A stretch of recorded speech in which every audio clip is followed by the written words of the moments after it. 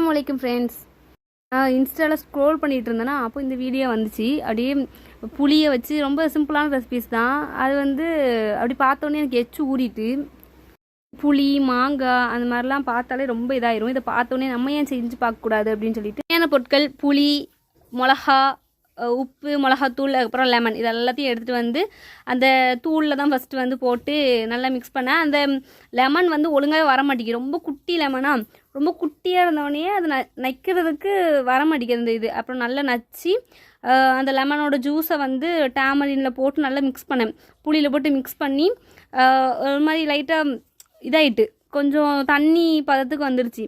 அதை நல்லா மிக்ஸ் பண்ணி அதுக்கப்புறம் லாஸ்ட் ஸ்டெப் வந்து இந்த மிளகா இருக்குல்ல, மிளகாவை வந்து பிச்சு அதோட விதையெல்லாம் நல்லா அந்த புளி மேலே அந்த கலவை மேலே வந்து நல்லா இது பண்ணி விட்டுட்டேன்.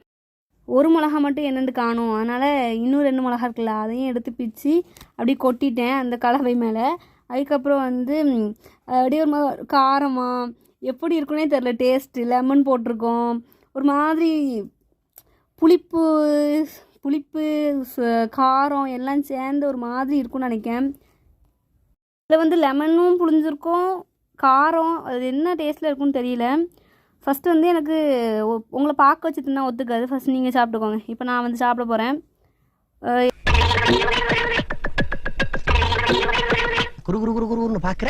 புளியோட டேஸ்ட் கூட அவ்வளோவா தெரியல, ஆனால் நல்லா தான் இருக்குது, சூப்பராக இருக்குது. உங்களுக்கு பிடிச்சிருந்துச்சுன்னா செஞ்சு பாருங்கள். நல்லா தான் இருக்குது, சூப்பராக லைக் பண்ணுங்கள்.